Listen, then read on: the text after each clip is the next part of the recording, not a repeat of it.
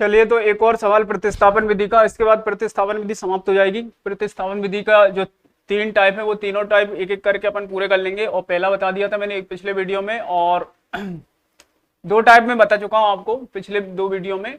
और ये next type है प्रतिस्थापन विधि का। इसके बाद जो है प्रतिस्थापन के सारे जो टाइप है वो खत्म हो जाएंगे।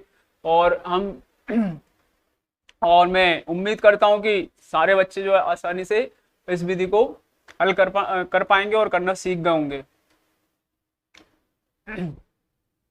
तो नया सवाल फिर से आपके सामने है।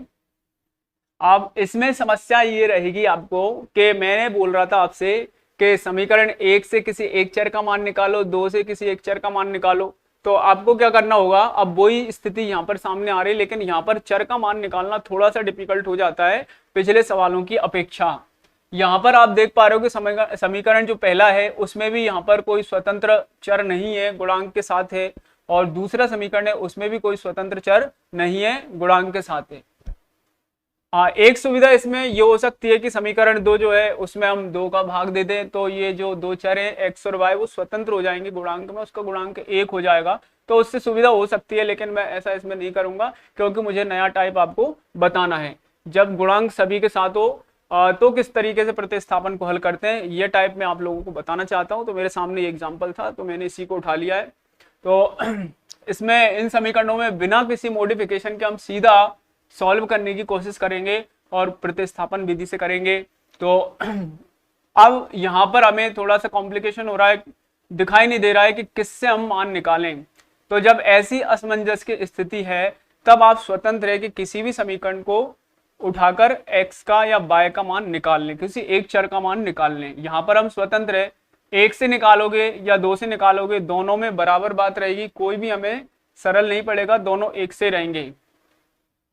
तो मैं समीकरण नंबर एक को उठाता हूं और इससे मैं किसी एक चर का मान निकालता हूं। समीकरण एक से अब मैं निकालता हूं इससे x का मान। तो x का मान कैसे निकलेगा, पहले अपन इसको लिखेंगे 3x और बाकी का पक्षांतर करेंगे। 10 बराबर के बाद था, ऐसा कैसे ही रहेगा। और 4y का हुआ पक्षांतर, तो 4y जो है माइनस का हुआ।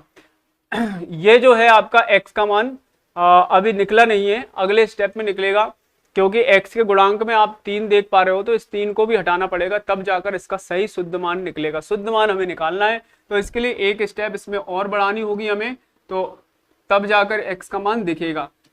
x बराबर निकलेगा 10 माइनस 4y, और ये जो 3 है वो जाएगा बटे में। आपको मालूम है पक्षांतर विधि से कि गुणा वाली संख्या जो है वो बटे में पहुंच जाती है, ठीक है।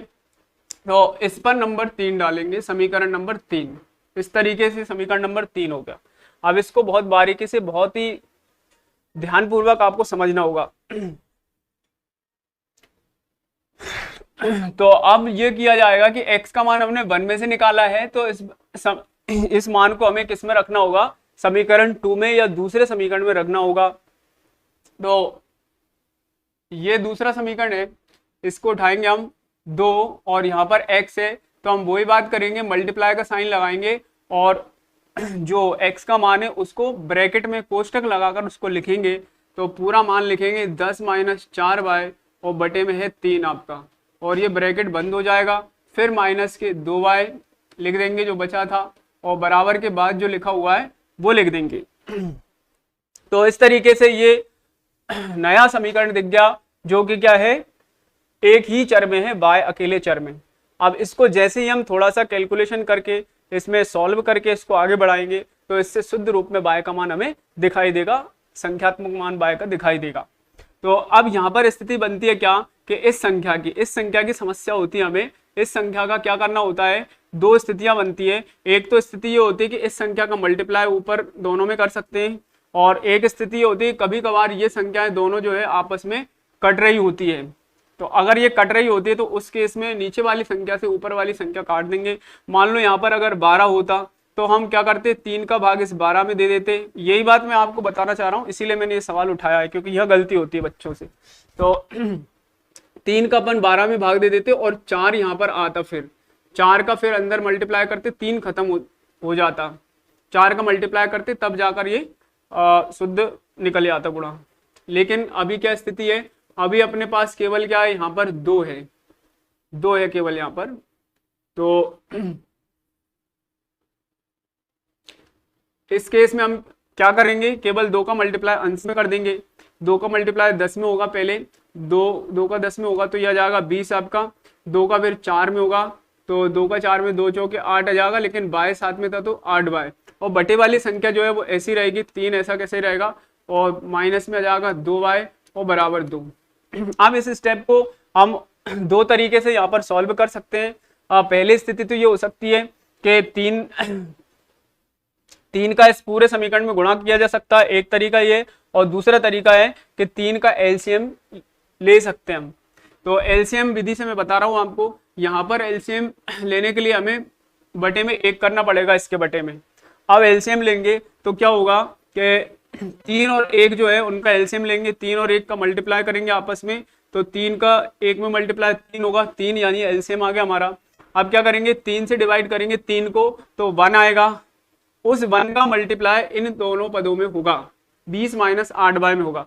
तो 1 का मल्टीप्लाई जब 20 माइनस 8 बाय में होगा तो ये 20 माइनस 8 बाय ऐसा का ऐसे ही रहेगा, क्योंकि 1 का गुणा किसी भी संख्या में हम करते हैं तो वो संख्या ऐसी कैसी रहती है।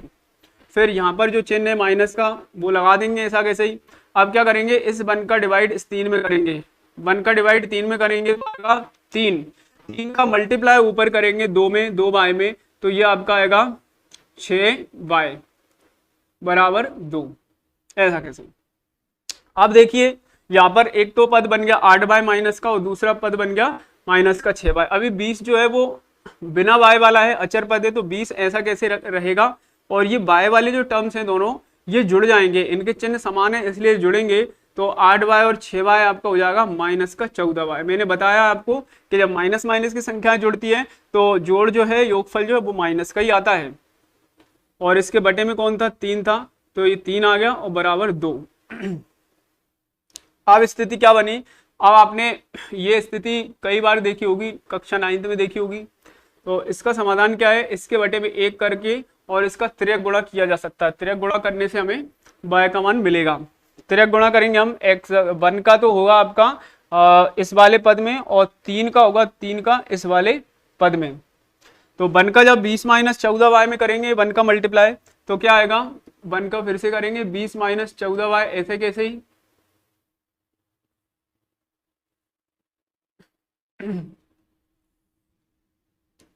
14 वाई ऐसे कैसे ही, और बराबर इस 3 का मल्टीप्लाई 2 में करेंगे, क्रॉस वाला मल्टीप्लाई, तो 3 दूनी हो जाएगा 6। अब देखिए ये जब क्रॉस मल्टीप्लाई हो गया है तो ये बटे की जो लाइन है वो खत्म हो गई है, यहाँ पर बटे 3 नहीं आएगा और यहाँ पर बटे 1 भी नहीं आएगा। ये बटे समाप्त करने के लिए हमने क्रॉस मल्टीप्लाई किया है। अब आपको ये ध्यान रहे कि क्रॉस मल्टीप्लाई तभी होता है जब ऐसी कोई संरचना हो, जैसे कि मान लो a बटे बी हो और बराबर c बटे डी हो, ऐसा कोई केस, ऐसे कोई अनुपात सामने आता है, तब जाकर हम क्या करते हैं, क्रॉस मल्टीप्लाई करते हैं। यानी बीच में बराबर का निशान होना जरूरी है, इधर भी भिन्नात्मक परिमेय संख्या होना जरूरी है, उधर भी परिमेय संख्या होना जरूरी है, तब जाकर इस क्रॉस मल्टीप्लाई को किया जाता है इस तरीके से। इसका इसमें होता है और इसका इसमें होता है इससे। अब ध्यान रहे, ये केस आपको याद होना चाहिए कि बराबर का निशान है तभी जाकर क्रॉस मल्टीप्लाई होता है। अगर यहाँ पर प्लस का निशान लगा होता सी बटे डी, तब ये क्रॉस मल्टीप्लाई नहीं होता, तब ये संख्याएं जुड़ती है एलसीएम लेकर। अगर यह माइनस का लगा होता तब भी ये संख्याएं घटती एलसीएम लेकर, तो वो एलसीएम का केस है प्लस माइनस में, और जब बराबर का निशान है तब तिर्यक गुणा होगा। और एक केस और आ सकता है इसमें, कौन सा केस, मल्टीप्लाई का। मल्टीप्लाई अगर है बीच में तो फिर सीधा सिंपली अंश का अंश में हो जाता है और हर का हर में गुणा हो जाता है। ये ध्यान रखना है आपको। अब इसको क्या करें, 14 वाई मैंने बाय का मान हमें निकालना है, तो 14 वाई वाला जो पद है वो ऐसा कैसे रहेगा, अपने एलएचएस में 14 वाई ऐसा कैसे रख दिया अपन ने, बराबर के बाद जो लिखा था 6 ऐसा कैसे लिख दिया।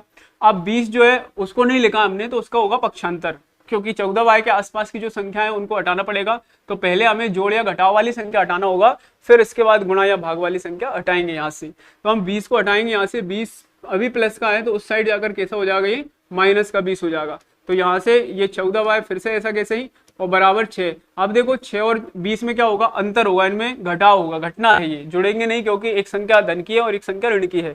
तो अब इसमें से 20 में से 6 जाएगा तो आपका बचेगा 14। तो ये अपने आप ही ऐसी संख्या बची जो कट जाएगी। अब बाय बराबर देखिए, आप बाय के गुणांक में कौन है, अभी -14 है, तो -14 जो है इस वाले -14 के बटे में पहुंच जाएगा। तो ये आपका इस तरीके से बटे में बैठ जाएगा, -14 का भाग -14 में चला जाएगा, तो यह जाएगा आपका 1। तो बाय का मान इस तरीके से हमें 1 प्राप्त हो जाता है। तो ये आधा सवाल हुआ है। अब आधे से ज्यादा मतलब पूरी जंग हमने जीत ली है। अब इसमें आखिरी स्टेप बची है एक्स का मान निकालने के लिए, वो बहुत सिंपल स्टेप है। इस बाय के मान को उठाकर हम समीकरण नंबर 3 में रखेंगे, यहां पर बाय की जगह, तो हमें एक्स का मान प्राप्त हो जाएगा।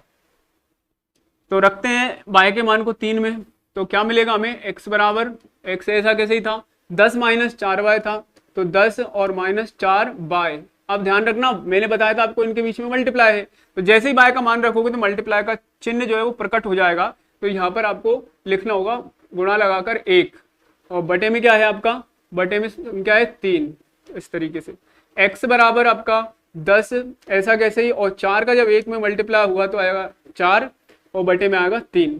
तो x बराबर जो है 10 में से 4 जाएंगे तो बचेंगे 6, 6/3 हो जाएगा। अब दिख रहा है कि 3 से 6 कटने वाला है, 3 एकम 3 और 3 दूनी 6। तो इस तरीके से x का मान भी हमें प्राप्त हो गया 2।